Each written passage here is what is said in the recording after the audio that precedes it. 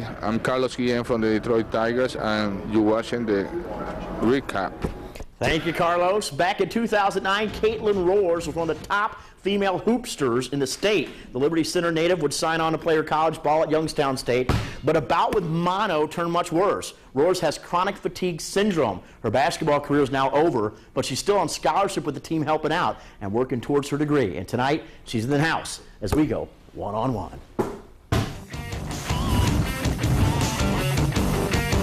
Hey, Kaitlin, you have a very interesting story to tell. You have chronic fatigue syndrome. You were an all-star basketball player at Liberty Center. You went on to earn a basketball scholarship at Youngstown State. And then this past basketball season, describe what happened. I arrived on campus in the end of August, and my teammates and me went through a couple open gyms that the coaches weren't at and stuff, but I knew from being redshirted my freshman year due to injuries and stuff that I wanted to push myself to make sure that my body could still last between my past illnesses and injuries. And so during the open gyms, I had to basically pull myself out of the playing and stuff because, like, fatigue-wise, I was getting really tired. It felt like I wasn't even, like, I had done anything during the summer, which I did.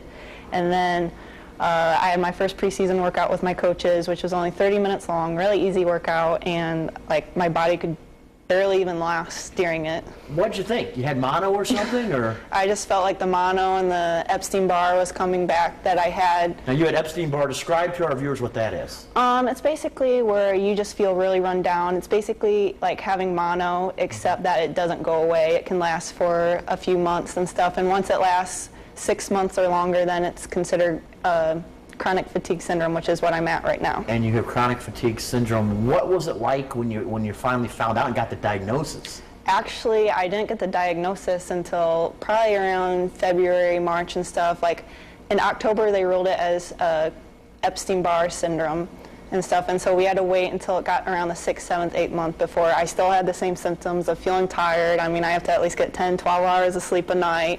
You know, I have to moderate the amount of exercise I do, and I still had the same symptoms when it came around that time, so that's when they ruled it as chronic fatigue syndrome. What do you feel like day to day? Basically, I feel like crap a lot of times, but like I feel tired all the time and stuff, depending on the amount of sleep and amount of activity I do, like even physical, mental activity. If you do a whole lot during the day and stuff, just even mentally and stuff, it just wears you down and stuff, and you just feel like a train hit you a lot of times.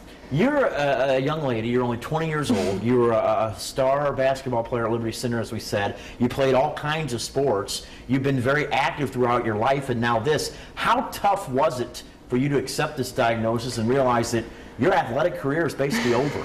It was really hard because it's been my personal identity since I was a little kid.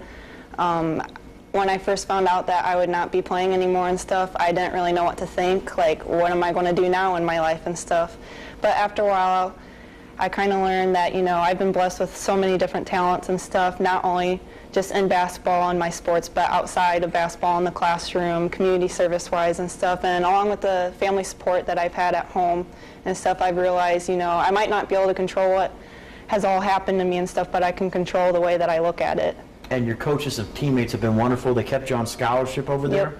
Yep. I'll be working in the athletic training facility for my last 2 years of school. I still receive a full ride in education, my room and board, and I'm going to still be around my girls. A lot of them are my teammates and stuff, so I'll still be a part of them, just not on the court. A couple of years ago when you were coming out of Liberty Center and everybody's like, oh yeah, Kaitlin, she's really good, and you had achieved such success over there, and it all just comes crashing down so quickly.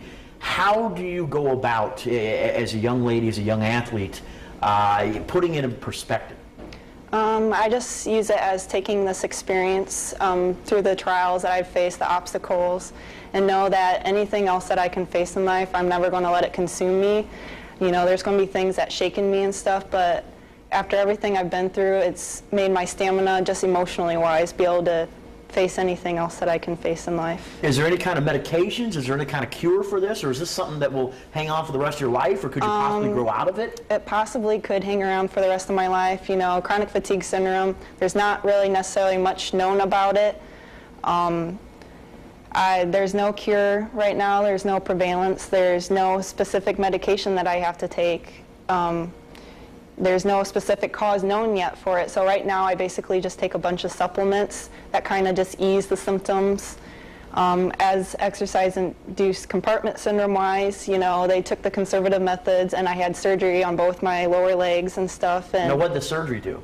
It was like a fasciotomy, where they went in and cut the sheath around your muscles and your compartments down in your lower legs, so that when like you do physical activities such as running, like it allows your muscles to contract and breathe, where before it wasn't letting me do that. So I mean, right now I'm blessed with everything that I've received and stuff. No, I can't go on and live my dream as a kid and play basketball and stuff, but you know, I can still play for fun, just not the way that I necessarily dreamed of playing. And you're studying? Yes, I'm studying. I still have a 4.0 cumulative GPA. Awesome.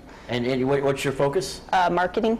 Good for you, good for you. And you're scheduled to graduate in a couple of years. Well, I'll tell you what, we wish you the best of luck. Thanks for coming in tonight and telling your story, and stay strong. You'll pull through it, trust me. Thank you.